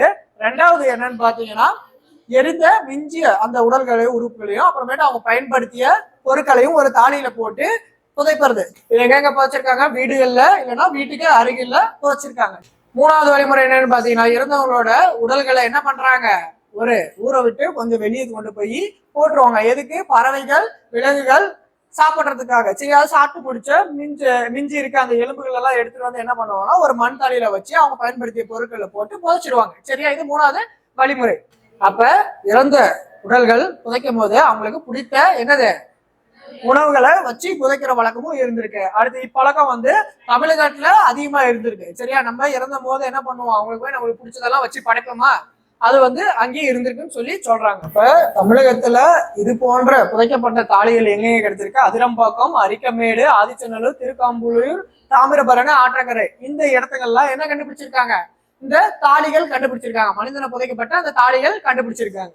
தமிழகத்தோட வடக்கு பகுதியிலும் தக்காணத்திலையும் கிடைச்சிருக்குன்னு சொல்றாங்க, தெற்குல. சரி, இறந்தவர்களை எப்படி புதைச்சிருக்காங்க, வடக்கு தெற்காக தான். சரியா, வடக்கு தெற்காக தான். எப்போ நார்த் டு சவுத்தாக தான் இறந்தவங்களை புதைக்கிற பழக்கம் இருந்திருக்கு. அப்போ என்ன வடிவம், உருண்டை வடிவம் கொண்ட ஈமத்தாளிகள் பயன்படுத்தியிருக்காங்க. சிந்து வெளியிலயும் சரி தமிழகத்திலயும் பயன்படுத்தியிருக்காங்க. அதுக்கான சான்றுகளும் கிடைச்சிருக்கு. அந்த மேல் பார்த்தோம்னா அந்த இடங்கள்ல கிடைச்சிருக்கு. அப்ப என்ன சொல்றாங்க, இன அடிப்படையிலும் தொழில்நுட்ப அடிப்படையிலும் சிந்து வெளி நாகரிகத்திற்கும் தமிழக பண்பாட்டிற்கும் தொடர்பு இருக்குன்னு சொல்லி சொல்றாங்க. அப்ப சிந்து சமவெளி நாகரிகம் ஒரு ஆற்றங்கரையில தான் தோன்றுச்சு. சரியா, சிந்துங்கிற ஒரு நதிக்கரையில தான் தோன்றுச்சு. அதனால அந்த நதியை பயன்படுத்தி இவங்க உள்நாட்டு வணிகமும் பண்ணியிருக்கலாம், வெளிநாட்டு வணிகமும் பண்ணியிருக்கலாம்னு சொல்லி சொல்றாங்க. சரியா, நீர்வழி பயணம் மேற்கொண்டு உள்நாட்டு வணிகம் வெளிநாட்டு வணிகம் ரெண்டுத்திலுமே வணிகம் பண்ணிருக்கலாம் அப்படின்னு சொல்லி சொல்றாங்க. உள்நாட்டுல என்னென்ன இடம், காஷ்மீர், மைசூர், நீலகிரி மலை, கிழக்கு இந்தியா, மேற்கு ஆசியா, மத்திய ஆசியா போன்ற பகுதிகளை உள்நாட்டு வணிகம் பண்ணியிருக்காங்க. அடுத்து சுமேரியா, எகிப்து போன்ற வெளிநாடு வணிகத்துல ஈடுபட்டு இருக்காங்க. இந்த சுமேரியால இருந்து ஒரு அரசர் வந்து வாங்கிட்டு போயிருப்பாரு, எங்க சிந்து பகுதியில அணிகலம் வாங்கிட்டு போயிருப்பாரு. அவர் பேர் என்ன, நாரன். சிந்துவெளி மக்களோட முதன்மை தொழில் என்ன, வேளாண்மை. சரியா, சிந்துவெளி மக்களோட முதன்மை தொழில் என்ன, வேளாண்மை. அடுத்து இவங்க வந்து கோதுமை, பார்லி, நெல், எள்ளு, காய்கறி போன்ற பயிர்களை பயிரிட்டனர். சரியா, அடுத்து என்னென்ன பயிர்கள் பயிரிட்டு இருக்காங்க, கோதுமை, பார்லி, நெல், எள்ளு, காய்கறி. சரியா, இதெல்லாம் என்ன பண்ணிருக்காங்க, பயிரிட்டு இருக்காங்க. அடுத்து இவங்களுக்கு வந்து உணவுப் பொருட்களை சேமிப்பு வைக்கும் பழக்கமும் இருந்திருக்கு. அதை எப்படி சொல்றாங்கன்னு பாத்தீங்கன்னா ஒரு தானிய களஞ்சியம் இருந்திருக்கு, அதை வச்சு இவங்களுக்கு உணவை சேமிப்பு பண்ற பழக்கம் இருந்திருக்குன்னு சொல்லி சொல்றாங்க. குடிநீர் வசதி மற்றும் கழிவுநீர் வடிகால் வசதி நன்கு திட்டமிடப்பட்ட ஒரு அமைப்பா இருக்கு. அதான் உழுத நிலங்கள் எங்க கிடைச்சிருக்கு, காளிபங்கன்ல. சரியா, இரு வழியாக உழுத நிலங்கள். இவங்க வந்து இரட்டை முறை சாகுபடி பண்ணியிருப்பாங்க. சரியா, சிந்து சமவெளி மக்கள் வேளாண்மைக்கு என்ன காளைகள் பயன்படுத்தியிருக்காங்க, திமிழுடன் இருக்கும் காளைகளை அதிகமா பயன்படுத்தியிருக்காங்க. அதே மாதிரி போக்குவரத்துகளுக்கும் இவங்க காளைகள் தான் அதிகமா பயன்படுத்தியிருப்பாங்க. மேலும் காளைகள் மட்டும் பயன்படுத்தல, ஒட்டகங்களும் பயன்படுத்தியிருக்காங்க, எருமைகளும் பயன்படுத்தியிருக்காங்க. சரியா, அப்ப எக்ஸாம்பிள் கேட்கலாம், சிந்து சமவெளி மக்கள் வேளாண்மைகளுக்கு காளைகள், எருது, ஒட்டகங்கள் பயன்படுத்தியிருக்கலாம் அப்படின்னு சொல்லி கேட்கலாம். சரியா, விவசாயத்தை நீர் எங்கிருந்து எடுத்திருக்காங்க, சிந்து நதியில இருந்து எடுத்திருக்காங்க. அடுத்து சிந்துவெளி மக்களிடையே கால்நடை வீட்டு விலங்குகளை நம்ம வீட்டுல வளர்ப்போம்ல, பூனை, நாய், அந்த மாதிரி அதுக்கு முக்கியத்துவம் கொடுத்திருக்காங்க. அதுல என்னென்ன வளர்த்திருக்காங்கன்னு பாத்தீங்கன்னா படிங்க. பசு, வெள்ளாடு, எருமை, என்னென்ன பசு, வெள்ளாடு, எருமை, எருது, நாய், பன்றி, ஒட்டகம், இது போன்ற விலங்குகளை வீட்டுல வச்சு வளர்த்திருக்காங்க. சரியா, சிந்துவெளி மக்கள். அடுத்து இதை வச்சுதான் அவங்களோட பொருளாதாரத்தை மேம்பட்டதுன்னு சொல்றாங்க. சரியா, வீட்டை பாதுகாக்கவும் வேட்டைக்காகவும் என்ன பண்ணிருக்காங்க, நாயை பயன்படுத்திருக்காங்க. ஏன்னா நாய் என்ன பண்ணும், அதிக மோப்ப சக்தி உள்ளது. சரியா, அதனால இதை வீட்டை பயன்படுத்தவும், வீட்டை பாதுகாக்கவும் வேட்டையாடவும் பயன்படுத்திருக்காங்க நாயை. அப்புறம் மேலும் வேற என்ன வளர்த்திருக்காங்க, பூனை, மான், மயில், வாத்து, கிளி, இதெல்லாமே வளர்த்திருக்காங்க. மயில் இப்ப நம்ம வீட்டுல வளர்த்த முடியுமா, வளர்த்த முடியாது. சரியா, மயில் என்னது, தேசிய பறவை. அதை எந்த வருஷமா தேசிய பறவை நம்ம ஏத்துக்கிட்டோம், 1963, 1950, 1957, 1963 நம்ம மயில என்னவா பண்ணோம், தேசிய பறவையா ஏத்துக்கிட்டோம். ஆனா இவங்களுக்கு தெரியாத விலங்கு எதுன்னு பாத்தீங்கன்னா, சிந்து சமவெளி மக்களுக்கு தெரியாத விலங்கு எது, குதிரை. சரியா, அத பத்தியான சான்றுகள் எதுவுமே கிடைக்கல. என்னென்ன வேட்டையாடி இருக்காங்க, யானை, காண்டாமிருகம், கரடி, மான், சிறுத்தை போன்ற விலங்குகளை வேட்டையாடதா சொல்றாங்க. சரியா, சிந்துவெளி மக்கள் பொழுதுபோக்குக்கு இல்லாம அவங்களோட தேவைகளுக்காகவும் என்னென்ன விலங்கு வேட்டையாடி பார்த்தீங்களா, யானை, காண்டாமிருகம், கரடி, மான், சிறுத்தை, இது போன்ற விலங்குகளை வேட்டையாடி இருக்காங்க. மேல அவங்க வேட்டையாடின அந்த விலங்குகளை குறித்த முத்திரைகளும் பல அகழ்வாயில கிடைச்சிருக்குன்னு சொல்றாங்க. இவங்க என்ன பண்ணிருக்காங்க, விலங்குகளோட தோல், முடி, எலும்பு இதெல்லாம் விற்று வணிகம் செய்ததான சான்றுகளும் கிடைச்சிருக்கு. அது மட்டும் இல்லாம வேட்டைக்கு என்னென்ன பயன்படுத்தியிருக்காங்க, கோளாரி, ஈட்டி, குத்துவாள், மழு, தண்டு, கவன் போன்ற அம்புகளை பயன்படுத்தியிருக்காங்க. இது என்னது, கவன் அப்படின்னா என்ன, உண்டிகோல். சரியா, உண்டிகோல தான் நம்ம என்ன சொல்லுவோம், கவன்னு சொல்லுவோம். இந்த கருவிகள் எல்லாம் எதனால பண்ணியிருக்காங்க, செம்பாலும் வெங்கலத்தாலும் செஞ்சிருக்காங்க. சரியா, மேல பார்த்தா அந்த வேட்டைக்காக பயன்படுத்தப்பட்ட கருவிகள் செம்பாலும் வெங்கலத்தாலும் செஞ்சிருக்காங்க. அப்ப சிந்துவெளி மக்களுக்கு தெரிந்த உலோகங்கள் என்னென்னு கேட்டா, தங்கம், பித்தளை, வெள்ளி. சரியா, தங்கம், பித்தளை, வெள்ளி. சரியா, இதெல்லாம் அவங்களுக்கு தெரிந்த உலோகங்கள்.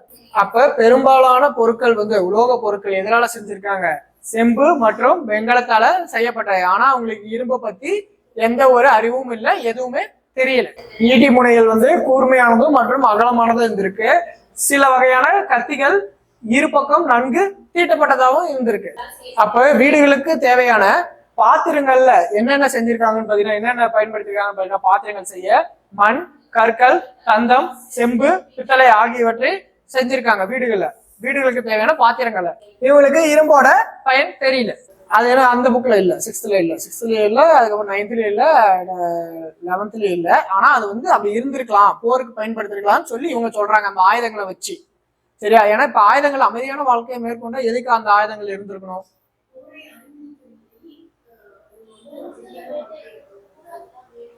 அதுதான் வேட்டையாடுறதுக்கும் வேணும். இன்னொன்னு, அந்த மாதிரி ஆயுதங்களை வச்சு என்ன பண்ண போறாங்க, அமைதியான வாழ்க்கை இருந்தாலும் அந்த மாதிரி ஆயுதங்களை வச்சு இவங்க என்ன சொல்றாங்கன்னா, இவங்க ஒருவேளை போர் இருந்திருக்கலாம். ஏன்னா போருக்கான காரணம், வீழ்ச்சிக்கான காரணமும் போரும் ஒண்ணு சொல்லியிருப்பாங்க, அண்டை நாட்டு படையெடுப்புனால வீழ்ச்சி அடைஞ்சிருக்கும் அப்படின்னு சொல்லி. சோ அதனால அதுக்கு பயன்படுத்திக்கலாம், வேட்டையாடுறதுக்கு பயன்படுத்திருக்கலாம் அந்த ஆயுதங்கள்லாம் வச்சு. அப்ப பெரும்பாலான நகரங்கள் எதுன்னு பாத்தீங்கன்னா, குறிப்பா மொகஞ்சதாரோ நகரங்கள், மொகஞ்சதாரோ, ஹரப்பா 2 நகரங்கள் வணிக மையங்களா இருந்துச்சு. உள்நாட்டு வணிகம் மற்றும் வெளிநாட்டு வணிகமும், அதுல நீர் வணிகம், நில வணிகம் ரெண்டுமே இவங்க பண்ணியிருக்காங்க. வணிகம் எப்படி பயன்படுத்திருக்காங்க, பண்டமாற்று முறை. சரியா, இப்ப நம்ம தமிழகத்துல கூட ஆட்டுப்பாலை கொடுத்து என்ன வாங்கினாங்க, தானியங்களை, அப்ப உப்பை கொடுத்து நெல்லு. சரியா, அந்த மாதிரி பண்டமாற்று முறையும் இருந்திருக்கு. சிந்துவெளி மக்கள் வணிகத்துக்காக போயிட்டு வர்றதுக்கு என்ன பயன்படுத்திருக்காங்க, மாட்டு வண்டிகளை தான் அதிகமா பயன்படுத்திருக்காங்க. சரியா, அதுல சக்கரம் இருந்திருக்கு. அந்த சக்கரத்துல ஆறாக்கால் இல்லாத சக்கரங்களை பயன்படுத்தி இருக்காங்க. அடுத்து பயணம் மேற்கொண்டிருக்காங்க. சரியா, என்னென்ன நாடுகள்? தென் பாரசீகம், ஈராக், சுமேரியா, சிரியா, எகிப்து ஆகிய நாடுகள்ல தரைவழி வணிகம் பண்ணியிருக்காங்க. கிட்டத்தட்ட 3000 மைல்கள் இருக்குல்ல, அது வரைக்கும் அவங்க தரையிலேயே போயிருக்காங்க. தரைவழி வணிகம் போய் பண்ணியிருக்காங்க. தரைவழி போக்குறதுக்கு என்னதுக்கு அதிகமா பயன்படுத்தியிருக்காங்க? என்ன விலங்கு? எருது. சரியா, தரைவழி போக்குவரத்துக்கு எருதுகளை அதிகமா பயன்படுத்தி இருக்காங்க. நீர்வழி போக்குவரத்தும் வழக்கத்தில் இருந்துச்சு. ஒரு துறைமுகமும் இருந்திருக்கு. என்ன துறைமுகம்? லோத்தல் துறைமுகம். படகு போக்குவரத்து மூலம் உள்நாட்டு வணிகம் சிறப்பாக நடந்திருக்கு. குறிப்பாக எங்க? புரோச், காம்பே துறைமுகங்கள். இது புரோச் எந்த இடத்துல இருக்கு? என்ன மாநிலம்? குஜராத். சரியா, என்ன மாநிலம்? குஜராத். இங்கதான் வந்து 1600 பிரிட்டிஷ் வந்திருப்பான். பிரிட்டிஷ் வந்து இங்க ஜஹாங்கீர் அவைக்கு வந்து வணிகம் செய்யறதுக்காக பர்மிஷன் கேட்டிருப்பான். அப்போ அவர் வந்து கொடுத்துருக்க மாட்டாரு. அதுக்கப்புறம் போர்ச்சுகீஸ் அரசர் ஒருத்தரை பிரிட்டிஷ்ல இருந்தவங்க தோக்கடிச்சிருப்பாங்க. அதை பார்த்து ஜஹாங்கீர் வந்து என்ன பண்ணிருப்பாங்கன்னா வணிகம் பண்றதுக்கான அனுமதியை கொடுத்திருப்பாங்க. அதுக்கப்புறம் ஒருத்தர் வருவார். யாரு? Thomas Thomas Thomas Thomas Best. அவர் தான் அந்த தோக்கடிச்சிருப்பாரு. சரியா, அதுக்கப்புறம் இன்னொருத்தர் வருவாரு. யாரு? மன்ரோவா? Thomas Roe. சரியா, தாமஸ் ரோ வந்திருப்பாரு. அவர் வந்து 3 இடத்துல வர்த்தக மையத்தை, வணிக மையத்தை நிறுவிட்டு போயிருப்பாரு. சரியா, அதுல ஒரு இடம் வந்து புரோச். சிந்துவெளி மக்கள் என்ன பண்ணிருக்காங்க? ஒரு சீரான இடைக்கற்கள் அளவீட பயன்படுத்திருக்காங்க. இவங்களோட அந்த அளவீடு முறை என்னவா இருந்துச்சு? ஹரப்பா மக்கள் என்ன பண்றாங்க? ஒரு பொருளை அளக்கிறதுக்கான அந்த கலையும் தெரிஞ்சிருக்காங்க. அடுத்து நீளத்தை அளக்க அடிமுறையை பயன்படுத்தி இருக்காங்க. சரியா, அதற்கான சான்றுகள், அளவை குறிக்கும் விடப்பட்ட குச்சிகள் கிடைச்சிருக்குன்னு சொல்றாங்க. சரியா, அடுத்து நம்ம தமிழகத்துல நீளத்தை அளக்க என்ன பண்ணுவோம்? 1 அடி 2 அடி அந்த அடிமுறையை தான் பண்ணுவோம். அதுவும் சிந்து சமவெளி நாகரிகத்துல இருந்திருக்குன்னு சொல்றாங்க. இவங்க நிலத்தை அளக்க என்ன பயன்படுத்திருக்காங்க? வெண்கலத்தால ஆன அளவுகோலை பயன்படுத்தியிருக்காங்க. எதுக்கு? நிலத்தை அளக்கிறதுக்கு. சரியா, இப்படி கேட்கல எக்ஸாம்பிள். சிந்து சமவெளி மக்கள் நிலத்தை அளக்க என்ன பயன்படுத்தினாங்க? எந்த உலோகத்திலான அளவுகோலை பயன்படுத்தினாங்கன்னு கேட்டா வெண்கலத்தாலான உலோகத்திலான அளவுகோலை பயன்படுத்தியிருக்காங்கன்னு சொல்லலாம். தொடர்பு இருக்கலாம் சொல்லி நாம சொல்றோம். சரியா, அடுத்து சிந்து சமவெளி மக்களோட சமய வழிபாடு எதை வச்சு கண்டுபிடிக்கிறாங்கன்னு பாத்தீங்கன்னா அங்க கண்டெடுக்கப்பட்ட முத்திரைகளை வச்சு. சரியா, அங்க முத்திரைகளை வச்சு இவங்க சமயத்துக்கு ரொம்ப முக்கியத்துவம் கொடுத்திருக்காங்கன்னு சொல்லி சொல்றாங்க. சரியா, இவங்க என்னத்தை இயற்கை படைப்பாற்றலா பெண்களை தெய்வமா கருதி அதை வணங்கியிருக்காங்க. சரியா, அப்ப தாய் தெய்வ வழிபாடு இருந்திருக்கு சிந்துவெளி நாகரிகத்துல. சரியா, எங்க பெண் உருவம் பொறித்த முத்திரைகள் எங்க கண்டெடுக்கப்பட்டதுன்னு கேட்டா ஹரப்பால. சரியா, அப்ப வெண்கலத்தாலான அந்த சிலை எங்க கண்டுச்சு கேட்டா மொகஞ்சதாரோல. அப்ப பெண் உருவம் பொறித்த பல முத்திரைகள் எங்க கண்டெடுத்திருக்காங்கன்னு கேட்டீங்கன்னா ஹரப்பால. ஆனா வெண்கலத்தால செய்த அந்த பெண் சிலை எங்க கண்டெடுத்திருக்கான்னு கேட்டா மொகஞ்சதாரோல. இதுவே என்ன பண்ணிருக்காங்க? சக்தி வழிபாடா மாறிச்சு. ஆமா, நம்ம இன்னமும் தமிழ்நாட்டுல வந்து பெண்களை தெய்வமா தான் வழிபட்டு வரோம். காளியம்மன், மாரியம்மன் அந்த மாதிரி. சரியா, எடுத்துக்காட்டு பாருங்க. பார்வதி, காளி போன்ற தெய்வங்களை தமிழகத்தில் இன்றும் நாம கும்பிட்டுட்டு தான் வரோம், பெண் தெய்வங்களை. அடுத்து இப்ப ஹரப்பால கிடைச்ச ஒரு முத்திரைகள்ல அமர்ந்த நிலையில உள்ள யார் உருவம் பொறித்தது? மகா யோகியின் உருவம் பொறிக்கப்பட்டுள்ள. அதுல வந்து என்னவா இருக்கான்? 3 முகங்கள் கொண்ட கடவுள். சரியா, 3 முகங்கள் கொண்ட கடவுள் அந்த முத்திரைகள்ல இருந்திருக்கு. சரியா, அந்த 3 முகங்கள் யாரோடதான் இருக்கும்? இவங்க சொல்றாங்க சிவன். சரியா, சிவனோட 3 முகங்கள் கொண்ட அந்த முத்திரைகள் கிடைச்சிருக்குன்னு சொல்றாங்க. எங்க? ஹரப்பால. அடுத்து சுற்றி யானை, புலி ஆகியவற்றை உருவங்கள் வலப்புறமாக, அந்த யானை புலி வந்து என்னவா இருக்கு? வலப்புறமாக, காண்டாமிருகம், எறும்பு ஆகியவற்றை இடப்புறமாக இருக்குன்னு சொல்லி சொல்றாங்க அந்த முத்திரைகள்ல. இதுதான் அந்த முத்திரைகள். பாத்தீங்களா, 3 முகம். சரியா, இங்க இங்க இங்க இதை சுத்தி என்ன பண்ணிருக்காங்க? புலி, யானை, காண்டாமிருகம், எருது போன்ற. அப்ப அந்த 3 முகம் திருமுகம் வந்து சிவனுக்குரியது. அந்த பசுபதி அப்படிங்கிறது விலங்குகளோட கடவுள். சரியா, பசுபதி வந்து எதோட கடவுள்? விலங்குகளோட கடவுள். சரியா, அடுத்து யோகேஸ்வரன் யோகிகள் கடவுள். சரியா, யோகேஸ்வரன் யாரு? யோகிகளோட கடவுள். அடுத்து சமய சின்னங்களாவும் நம்ம வச்சிருக்கோம். சரியா, தமிழ்நாட்டுல நம்ம பசுவை தெய்வமா தான் கும்பிடுறோம். சரியா, அதே மாதிரி எருது, புலி, பறவைகள் இதெல்லாம் என்ன பண்றாங்க? நம்ம சமய சின்னங்களா வச்சிருக்கோம். தொடர்பை சொல்லுது. சரியா, அந்த விலங்குகளை வச்சு சிந்து சமவெளி நாகரிகம் தமிழ்நாட்டுல இருக்க திராவிட அந்த பண்பாட்டிற்கு உள்ள தொடர்பை சொல்லுது. ஹரப்பா மக்கள், முகல்தர மக்களும் எங்க ஆற்றங்கரை அருகில வளர்ந்தனால நீரை என்ன பண்றாங்க? கடவுளா வணங்கியிருக்காங்க அப்படின்னு சொல்லி சான்றுகளும் கிடைச்சிருக்கு. நீராடுதல் நிகழ்வும் இருந்திருக்கு. எங்க மொகஞ்சதாரோல இருக்கிற அந்த பெரிய குளத்தை வச்சு இவங்க நீராடுதல் அப்படிங்கிற அந்த வழக்கமும் இருந்திருக்குன்னு சொல்லி சொல்றாங்க. இங்க வாயில அந்த எப்படி சொல்றாங்க இவங்க நீரை வழிபட்டிருக்காங்க அப்படின்னு பாத்தீங்கன்னா, வாயில சிறு மீன் வச்சிட்டு இருக்க மாதிரி ஒரு முதலையும், அதுக்கப்புறம் ஆமை இந்த போன்ற உருவங்கள் பொறித்த அதுல பக்கத்துல நீர் இருக்கிற மாதிரி முத்திரைகளை கிடைச்சிருக்குன்னு சொல்லி சொல்றாங்க. அதை வச்சு இவங்க நீரை வழிபட்டு இருக்காங்க அப்படின்னு சொல்லி சொல்றாங்க. ஆற்று வணக்கம் அல்லது ஆற்று வழிபாடு வந்துள்ளன என்பது தெளிவாக காட்டுது. அதே மாதிரி தமிழகத்திலையும் இந்த நீராடு வழக்கம் இருந்திருக்கு. சரியா, நீராடு வழக்கம் இருந்திருக்கு தமிழகத்திலையும். அது மட்டும் இல்லாம நம்ம இந்த ஆடிப்பெருக்கு, இந்த ஆடி 18 எல்லாம் என்ன பண்ணுவோம், ஆற்றுல போயிட்டு நீராடிட்டு வருவோமா, சரியா, சாமி கும்பிட்டு வருவோமா, அந்த மாதிரி வழக்கமும் இருந்திருக்குன்னு சொல்லி சொல்றாங்க. தமிழ்நாட்டுல இருக்கிறது சரி, சிந்து சமவெளி நகரத்துல இருக்க அந்த வழக்கமும் ஒண்ணுதான் அப்படிங்கிற மாதிரி சொல்றாங்க. சிந்துவெளி மக்கள் மரங்களையும் வழிபட்டிருக்காங்க, கடவுளா மரங்களையும் வழிபட்டிருக்காங்க. அதுல ஹரப்பா மற்றும் மொஹஞ்சதாரோவை கண்டெடுக்கும் முத்திரைகளின் வாயிலாக அறியலாம்னு சொல்லி சொல்றாங்க. சரியா, அந்த மர வழிபாடு எங்க கிடைச்ச சான்றுகளை வச்சு சொல்றாங்கன்னா, ஹரப்பா மொஹஞ்சதாரோ இங்க கிடைச்ச முத்திரைகளை வச்சு அவங்க மரத்தை வழிபட்டிருக்காங்கன்னு சொல்லி சொல்றாங்க. சரியா, அதுல முக்கியமா அரச மரமாவே இருந்திருக்கு. சரியா, முக்கியமான மரம் என்னது, அரச மரமாவே இருந்திருக்கு. பெண் கடவுளாகவும் கருதி வழிபட்டனர். அதே மாதிரி இன்று தமிழகத்திலும் அப்ப தமிழ்நாட்டுல மரத்தை வந்து ஆண் கடவுளாகவும் பெண் கடவுளாகவும் சொல்லி வழிபட்டு இருக்காங்க. அதே மாதிரி நம்ம தமிழ்நாட்டுல தமிழகத்துல மரங்களை வழிபட்டு இருக்காங்க. அதுல முக்கியமா குறிப்பா பாத்தீங்கன்னா வேப்ப மரத்தை பெண் கடவுளாகவும் அரச மரத்தை ஆண் கடவுளாகவும் வணங்கியிருக்காங்க. அப்ப சிந்து சமவெளி நாகரிகத்தோட முக்கிய முதன்மை ஒரு மரத்தை பாத்தீங்கன்னா அரச மரம். சரியா, அதை வணங்கியிருக்காங்க. இவங்க என்ன பண்ணிருக்காங்க, சூரியனையும் நெருப்பையும் கடவுளா வணங்கியிருக்காங்க. அது வந்து சிந்துவெளி கிடைச்ச முத்திரைகள்ல இருந்திருக்கு. சோ அதனால சூரிய வழிபாடு இருந்திருக்குன்னு சொல்லி. அப்ப தமிழகத்துல இன்னமும் நம்ம அக்னி தலமான திருவண்ணாமலையை நம்ம வழிபட்டுட்டு தான் வரோம், அங்க இருக்க சிவனை போய். சோ அதனால நம்மளுக்கும் அவங்களுக்கு சூரிய வழிபாடு அப்படின்னு ஒண்ணு இருந்திருக்கான தொடர்பு இதை வச்சு சொல்றாங்க. நம்மளும் இங்க பாம்பை வழிபடுவோம், லிங்க வழிபாடு, சிவன லிங்கத்தை வழியில நம்ம வழிபடுவோம். சிந்துவெளி மக்கள் கலைகள்ல சிறந்து விளங்கியிருக்காங்க. அதுக்கான சான்றுகள் என்னன்னு பாத்தீங்கன்னா, முத்திரைகளில் காணப்படும் உருவங்கள், பானைகளில் வரையப்பட்டுள்ள ஓவியங்கள், சுடுமண் பொம்மைகள், அணிகலன்கள், இது போன்ற சான்றுகளை வச்சு இவங்க நுண்கலைகள்ல சிறந்து விளங்கியிருக்காங்க அப்படின்னு சொல்லி சொல்றாங்க. சரியா, அடுத்து சிந்துவெளி மக்கள் முத்திரை எழுத்துக்களை பொறியுள்ள சித்திர எழுத்துக்களை என்ன சொல்றாங்கன்னா, சிந்துவெளி மக்களோட மொழிக்குரிய எழுத்துக்கள் ஆகும். சரியா, அது குறியீடுகளாக தான் இருந்துச்சு, ஆனா அதுக்கு பொருள் அறிபடவில்லை. வலப்பக்கத்துல இருந்து இடப்பக்கமாகவும் இடப்பக்கத்துல இருந்து வலப்பக்கமாகவும் எழுதியிருக்காங்க. ரைட் டு லெஃப்ட், அப்புறம் லெஃப்ட் டு ரைட்டும் எழுதியிருக்காங்க. சரியா, தமிழகத்துல என்னென்ன பகுதி சொல்றாங்க, தமிழகத்துல என்னென்ன பகுதி சொல்றாங்க, கீழ்வாலை, குளிர்சூனை, புறக்கால், ஆலம்பாடி, செத்தவரை, அடுத்து நோகனூர், பட்டி ஆகிய இடங்கள்ல காணப்பட்ட எழுத்துக்கள் சிந்து வெளியில் உள்ள எழுத்துக்களோட தொடர்பா இருக்குன்னு சொல்லி அப்ப என்ன சொல்றாங்க, வட திராவிட எழுத்துக்கள் தென் திராவிட எழுத்துக்கள் என்ன பண்றாங்க, சிந்துவெளி நாகரிகத்துல இருந்து வளர்ச்சி பெற்றிருக்கலாம்னு சொல்லி சொல்றாங்க. சரியா, அடுத்து பாலகிருஷ்ணன் போன்ற வரலாற்று ஆசிரியர்கள் என்ன சொல்றாங்கன்னா, சிந்துவெளிக்கும் நம்ம இங்க தமிழ்நாட்டுல இருக்க இந்த திராவிடர்கள் எழுத்துக்கும் நிறைய தொடர்பு இருக்குன்னு சொல்லி சொல்றாங்க இந்த மூணு அறிஞர்களும். அடுத்து தென்பிராமி எழுத்துக்களும் சிந்துவெளியில கிடைச்ச எழுத்துக்களும் திராவிடர்களால் வளர்க்கப்பட்ட நேரான வளர்ச்சி உடையதுன்னு சொல்லி சொல்றாங்க. அதுக்கான சான்றுகள் எங்க கிடைச்சிருக்குன்னு பாத்தீங்கன்னா, திருநெல்வேலியில கிடைத்த மட்பாண்டங்கள் மேல பொறிக்கப்பட்ட குறிகளை வச்சு சொல்றாங்க. சரியா, அடுத்து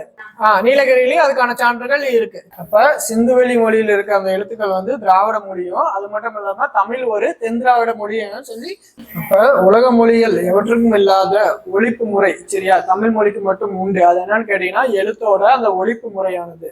சரியா, அதுல குறிப்பா பாத்தீங்கன்னா லா, நா, லா, ரா, நா ஆகிய எழுத்துக்கள் எங்க கிடைச்சிருக்காமா, சிந்துவெளியில முத்திரைகள்லாம் இருந்திருக்குன்னு சொல்றாங்க. அப்ப இந்த 5 எழுத்துக்களும் ரொம்ப முக்கியம். சரியா, எக்ஸாம்ல கேட்கலாம், ஸ்டேட்மெண்ட்ல இந்த எழுத்துக்கள்லாம் எங்க கண்டுபிடிக்கப்பட்டதுன்னு கேட்டா சிந்துவெளி முத்திரைகள்ல கண்டுபிடிச்சிருக்குன்னு சொல்லி சொல்லலாம். சரியா, அப்ப என்னென்ன எழுத்துக்கள், லா, நா, லா, ரா, நா முத்திரைகள் கண்டெடுக்கப்பட்டுள்ளன. இவற்றில் பெரும்பாலான திமிழுடன் இருக்கும் காளை, எறும்பு, புலி, காண்டாமிருகம், வெள்ளாடு, யானை போன்ற விலங்குகள். சரியா, அப்ப பெரும்பாலும் முத்திரைகள்ல என்ன விலங்குகள் இருந்திருக்கு, உருவங்கள் பொறிக்கப்பட்டிருக்குன்னு பாத்தீங்கன்னா, காளைகள், எருமை, புலி, காண்டாமிருகம், வெள்ளாடு, யானை போன்ற விலங்குகள் உருவம் பொறிக்கப்பட்ட முத்திரைகள் பல கிடைச்சிருக்குன்னு சொல்லி சொல்றாங்க. அடுத்து பல முத்திரைகள் வந்து எழுத்து குறியீடுகளாக கொண்டிருக்கு. அந்த எழுத்து குறியீடுகள் தான் நம்மளால பொருள் கண்டுபிடிக்க முடியல, சான்றுகளா இருக்குன்னு சொல்றாங்க. சரியா, அடுத்து என்ன சொல்றாங்க, பெரிய வளர்ந்த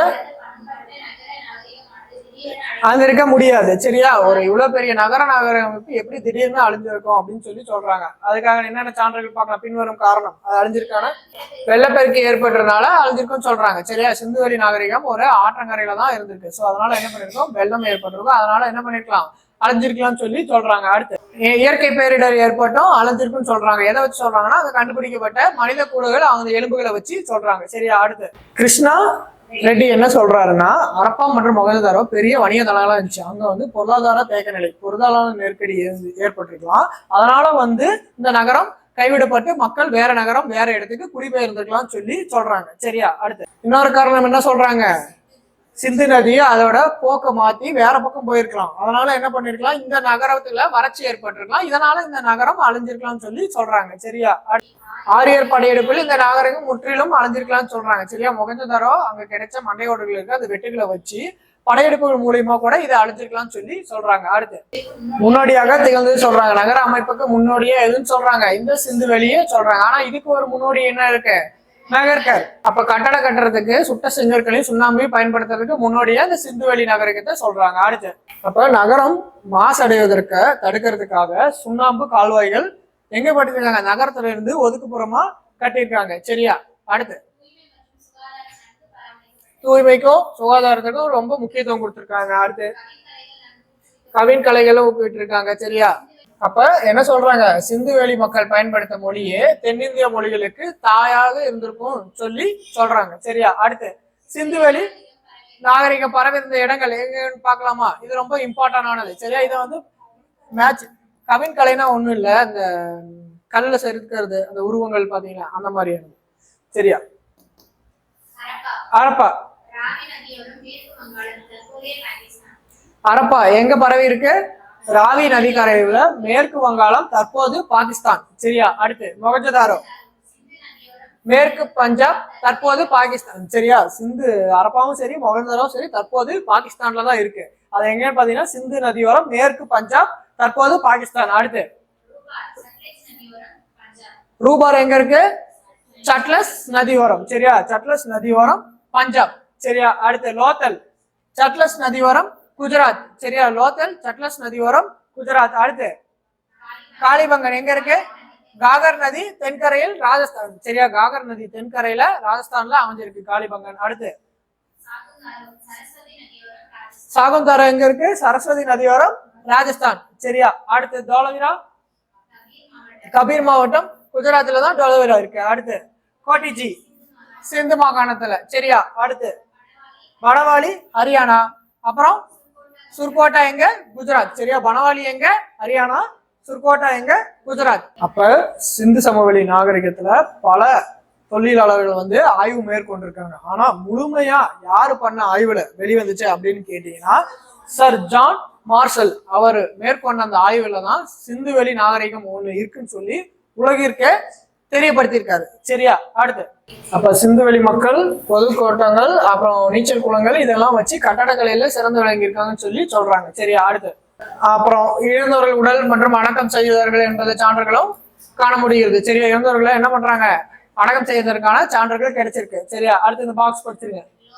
லோத்தல் லோத்தல் லோத்தல் எங்க இருக்கு, குஜராத். லோத்தல் எங்க இருக்கு, என்ன மாநிலம், குஜராத் மாநிலத்துல அகமதாபாத் மாவட்டத்துல அகழ்வாராய்ச்சியின் போது யாரு பண்ணாரு அது அகழ்வாராய்ச்சி, எஸ்.ஆர். ராவ். சரியா, யாரால கண்டுபிடிக்கப்பட்டது, எஸ்.ஆர். ராவ். சரியா, முதல் செயற்கை துறைமுகம். சரியா, உலகிலே மனிதனால உருவாக்கப்பட்ட முதல் செயற்கை துறைமுகம் எதுன்னு கேட்டீங்கன்னா லோத்தல். அது யார் முதல்ல கண்டுபிடிச்சதுன்னு பாத்தீங்கன்னா எஸ்.ஆர். ராவால கண்டுபிடிக்கப்பட்டது. லோத்தல் எங்க இருக்குன்னு பாத்தீங்கன்னா குஜராத் மாநிலத்துல. வணிகம் இருந்தது சொல்லி சொல்றாங்க. சரியா, இந்த துறைமுகத்தின் மூலியமா எகிப்து மெசபடோமியா போன்ற நாடுகளுக்கு வணிகம் இருந்திருக்குன்னு சொல்லி சொல்றாங்க. சரியா, அடுத்து அவ்வளவுதானா. சரி, 1 மார்க் பாத்திரலாமா. சரி, அப்ப ஃபர்ஸ்ட் கொஸ்டின் சரியான விடையை தேர்ந்தெடுத்து எழுதுக. சிந்துவெளி நகரம் குறித்து அகழ்வாய்வு மேற்கொண்ட தொழிலாளர் யாரு, சர் ஜான் மார்ஷல். சரியா, அடுத்து சிந்துவெளி மக்கள் தோல் நோய்களுக்கு மருந்தாக பயன்படுத்திய பொருள் கட்டில் எனும் மீன் எலும்பு. சரியா, அடுத்து அதுல குறிப்பா பாத்துக்கோங்க தோல் நோயால். சரியா, அடுத்து கங்காதேவி எழுதிய நூலின் பெயர் மதுரா விஜயம். சரியா, கங்காதேவியோட கணவர் பெயர் என்ன, குமார கம்பண்ணா. சரியா, அடுத்து பொறுத்துக்க நீல்கல். என்னது நீல்கல்னா?